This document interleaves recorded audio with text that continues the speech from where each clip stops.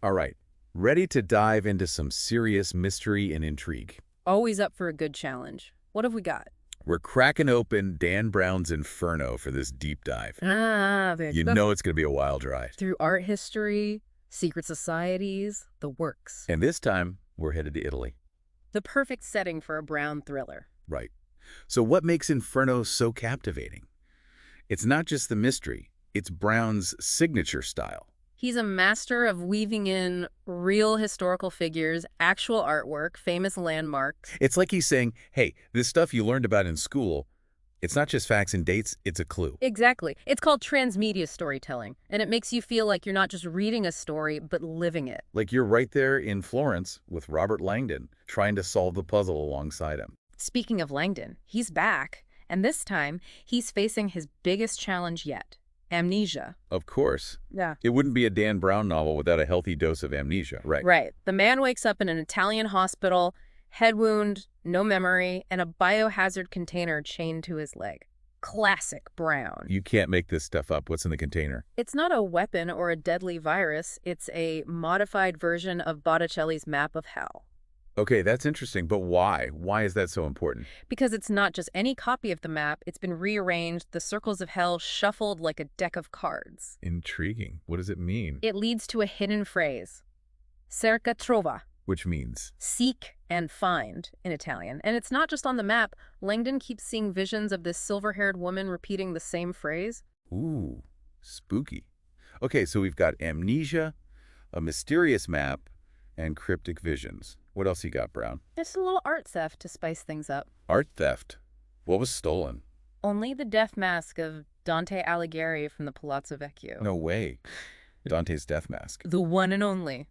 Talk about raising the stakes. And this is where Brown's attention to detail really shines. Yeah. He uses the real secret passages that exist in the Palazzo Vecchio to explain how the thieves got in and out. It's those little touches of realism that make his story so believable, even when they're venturing into the realm of the impossible. You find yourself thinking, could this really happen? Exactly. And the fact that it's Dante's death mask adds another layer of intrigue. Right. It's not just any historical artifact. It's connected to one of the most famous poets of all time.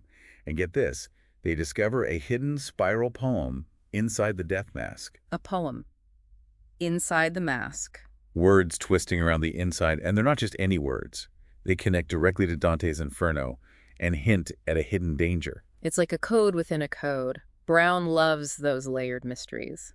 And just to make things even more interesting, he throws in this reference to Paradise 25. Which, for those of you who need a refresher on your Dante, refers to a specific canto in Dante's Paradise. Convenient how Langdon just happens to be a symbology expert, right? Well, he is Robert Langdon. Touché. Yeah. So we're starting to get a sense of the scale of this mystery, but we still don't know who's behind it all. That's where Bertrand Zobrist comes in. Ah, the mastermind. Fill us in.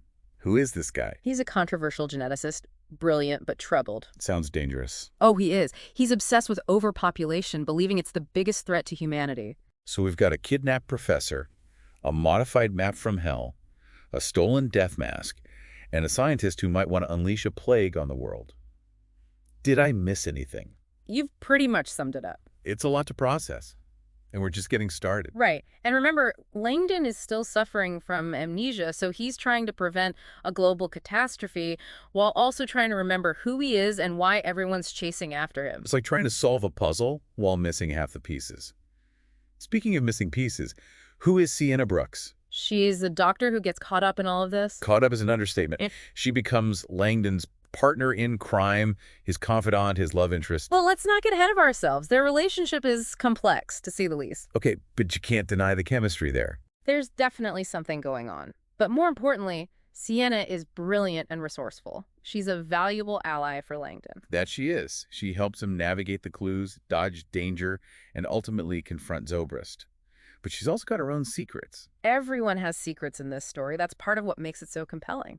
Okay, so we got Langdon and Sienna on the run, trying to stay one step ahead of, well, everyone who's chasing them again. We've got the consortium, a shadowy organization with their own agenda. Right, those guys. They always seem to be lurking in the background of Brown's novels. And they're not afraid to get their hands dirty. They've got an assassin, Vienta, who's determined to silence Langdon permanently. So it's a race against time. With the fate of the world hanging in the balance. Talk about pressure. Where do they go next? Their search for answers leads them to the Palazzo Vecchio, one of Florence's most iconic landmarks. Ah, yes, the Palazzo Vecchio. Home to priceless art, secret passages, and apparently a hidden room above the Hall of 500. You know, for a guy with amnesia, Langdon sure does seem to find himself in a lot of secret rooms. Well, he's Robert Langdon. Secret rooms are practically drawn to him.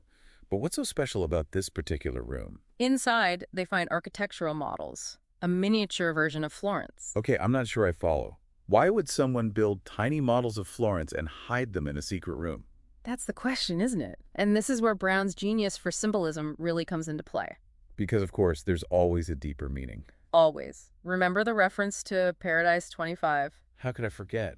It's been haunting my dreams. Well, it turns out that reference is linked to the baptistry, specifically the gates of paradise on the baptistry, Which is? a set of bronze doors with scenes from the Bible. Okay, I'm with you. But how does that connect to the models? Langdon notices that one crucial element is missing from the model of Florence the baptistry itself.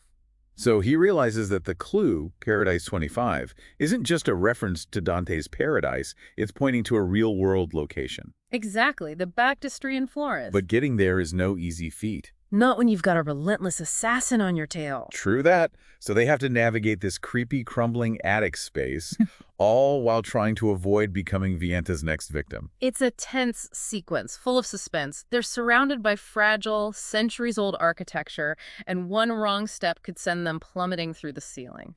And of course, Vienta catches up to them. She does, and it leads to this heart-stopping confrontation on a narrow walkway high above the Hall of 500. This is the part where I had to put the book down and take a deep breath. I don't blame you. It's edge-of-your-seat stuff.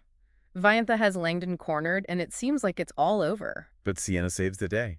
In a way, she tackles Vienta, and they both go tumbling over the railing. Whoa. Talk about a twist. Right. But here's the thing. Sienna's desperate act inadvertently reveals the final clue. The final clue. How so? Remember, they're high above the Hall of 500. When Vienta falls, she lands on something hidden beneath the walkway. Hidden. Like what? A massive canvas. It had been concealed for centuries. What was it? Vasari's Battle of Marciano. Vasari, the Renaissance painter. The one and only. Wow. Okay, so we've got the modified map, the poem inside the death mask, and now this hidden canvas. It's all connected. And Langdon, being the symbology genius that he is, puts it all together. But instead of leading to a place, the answer is a message. Yes. A chilling revelation about Zobrist's plan. Okay, I need to know more. So the final clue is hidden in a centuries-old painting. It's like something straight out of the Da Vinci Code. It's classic Brown. And it's not just about finding the painting, it's about seeing it through Langdon's eyes. He's the expert in symbology, remember? Right. So what does he see?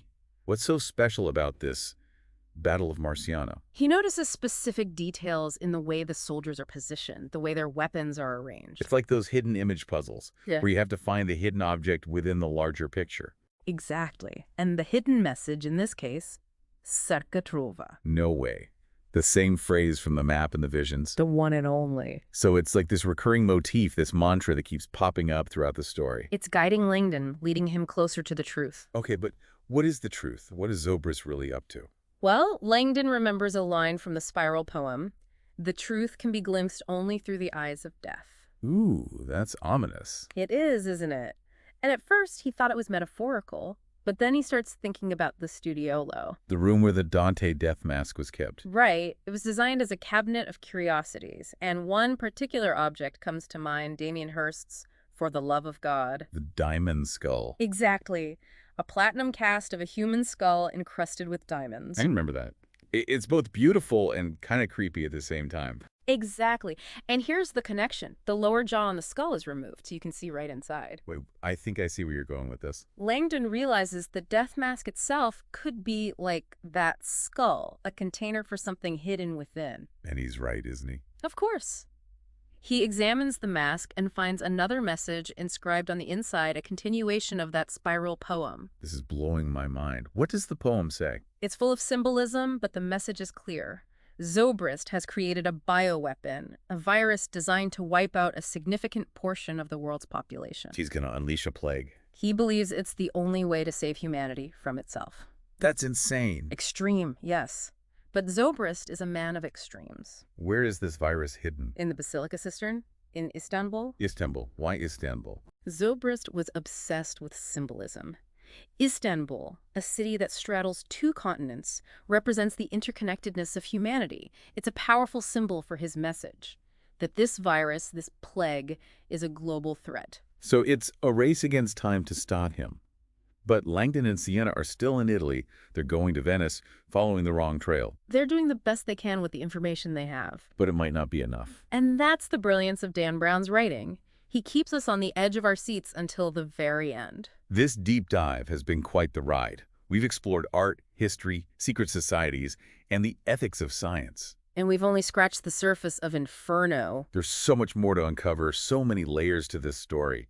We could spend hours dissecting all the symbolism and historical references. But that's for another deep dive, perhaps. Indeed. For now, we'll leave you with this thought. In a world facing real challenges like overpopulation and climate change, is it possible to find solutions without resorting to extreme measures? That's the question Dan Brown leaves us with, and it's a question worth pondering. Absolutely. Thanks for joining us on this deep dive into Inferno. We'll see you next time on The Deep Dive.